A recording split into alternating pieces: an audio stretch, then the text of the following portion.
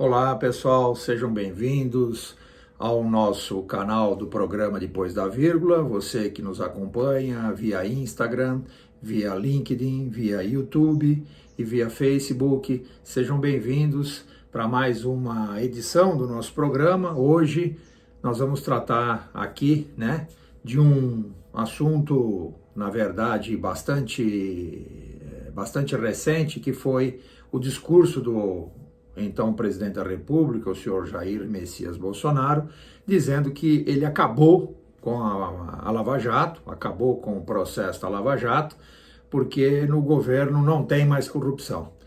Então aí a gente resolve organizar o significado das palavras e do discurso. Vivemos, sem dúvida nenhuma, um momento muito delicado em nossa política, não só atribuído à gestão, a este governo que é deveras confuso e muito contraditório, toda hora refazendo a sua fala, toda hora retomando uma fala anterior, procurando se defender de posições bastante complexas do ponto de vista ético, do ponto de vista ideológico. Recentemente aí, o então ministro da Educação, o senhor Milton, o professor Milton, lá do Instituto Presbiteriano Mackenzie, falando sobre famílias desajustadas. Enfim, é um governo muito confuso, é um governo que a todo momento produz uma situação ou uma casca de banana para que ele mesmo pise. Mas vamos voltar à questão da Lava Jato, eu acho que todo o processo de desgaste da Lava Jato já está desde a saída do ministro Sérgio Moro. A partir do momento da saída do ministro Sérgio Moro, do ex-ministro, houve um desmonte do processo da Lava Jato, trocando procuradores, afastando pessoas ligadas à estrutura, ao núcleo duro da Lava Jato. Mas vamos só voltar um pouquinho no discurso, que isso é o que interessa.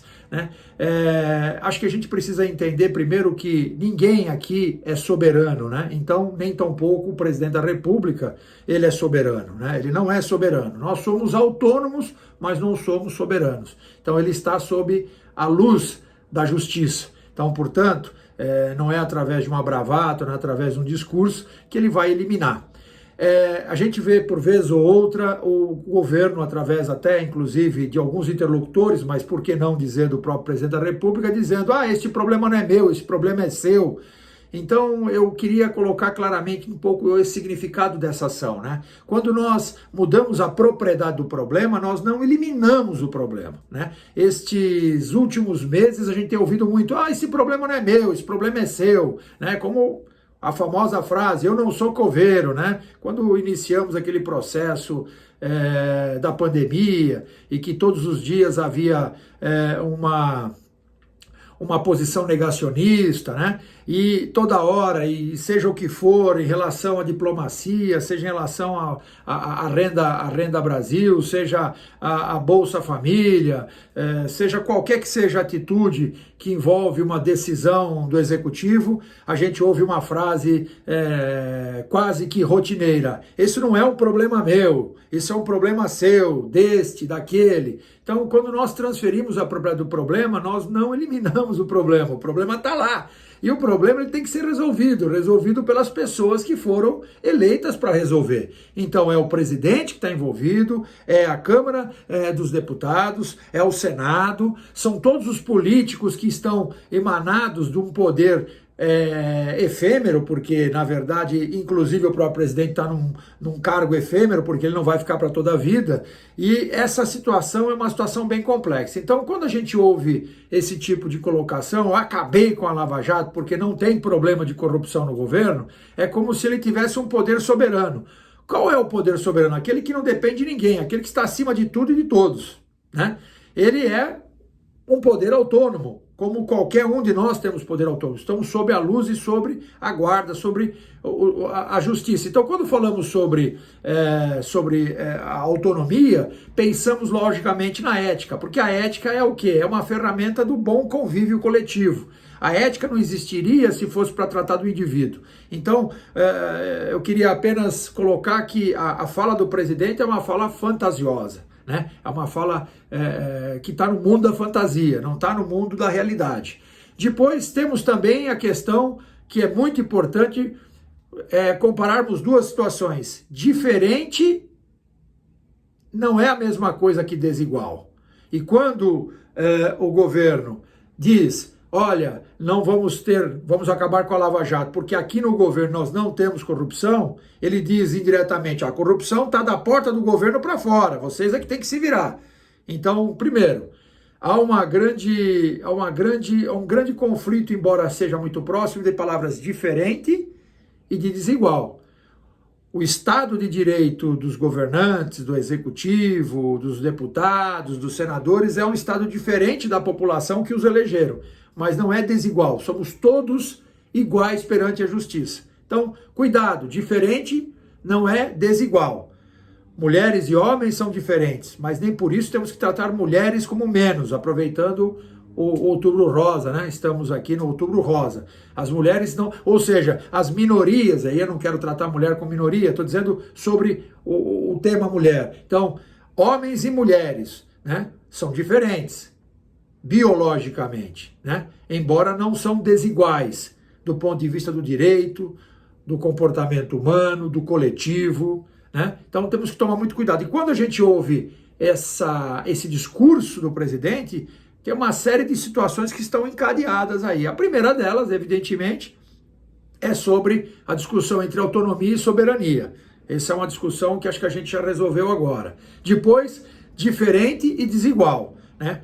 O governo, quando fala sobre o problema é teu, ele transfere a propriedade do problema sem resolvê-lo e ainda acrescenta mais uma agonia no processo. Agonia que vem do grego, que quer dizer a luta, né?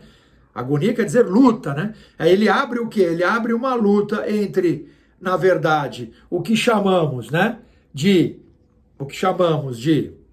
autonomia e soberania, uma grande confusão. Depois a questão dos ausentes, né? E quando eu falo sobre os ausentes, a gente fala sobre aquelas pessoas que em nenhum momento se manifestam quando tem que se manifestar. Então, a gente precisa tomar muito cuidado com essa confusão etimológica das palavras, né? Que estão dentro do discurso diário.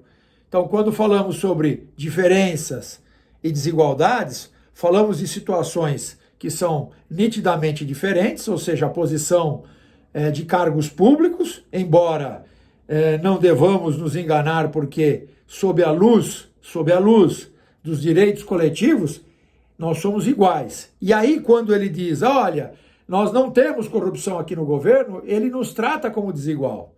Como se o problema da corrupção fosse do coletivo. E eles estivessem fora do coletivo, absolutamente fora do coletivo.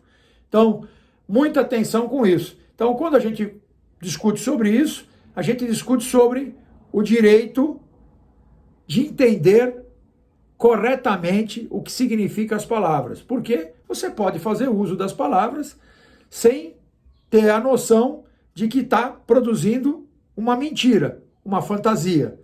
Aliás, esse governo que está sendo envolvido, né? Esse atual governo está sendo envolvido em vários processos envolvendo fake news, envolvendo exatamente problemas de ordem de corrupção, e aí não preciso falar mais, né? Acho que todos os últimos acontecimentos sobre transferência de dinheiro para a primeira-dama, o filho ou a família do presidente envolvida com a tal da rachadinha, a gente fica meio complexo e perplexo quando começa a tentar entender, né? Como começa a tentar entender esse tipo de fala. Então, só para a gente pontuar, né? Então, nesse momento, a gente teria outras coisas para falar, como, por exemplo, a taxa de desemprego, a aceleração econômica, a reação do mercado em relação a tudo que está acontecendo aí às vésperas das eleições. Mas é importante a gente lembrar, cuidado com o significado das palavras, porque elas nos levam a uma percepção, quando, na verdade, é outra completamente diferente. Autonomia não é soberania. Portanto, não importa onde o senhor está sob a luz e sob a espada da lei. Ou seja, a lei paira sobre todos os cidadãos brasileiros, né? E a gente está meio que se desacostumando com essas questões. Nós precisamos ter a coragem e o espanto para enfrentar um outro modo de fazer política, não esse, né? Ok, gente? Por hoje era só queria trazer essa reflexão. Muito obrigado. Até o próximo programa. Você que está nos vendo aí no Facebook e no LinkedIn e também aí no YouTube, se inscreva no canal aí no YouTube. Tá aí embaixo para você clicar e se inscrever no nosso canal, ok? Assim você pode participar, pode receber alertas sobre novos conteúdos. Por hoje é só e que Deus nos proteja e nos acompanhe. Tchau!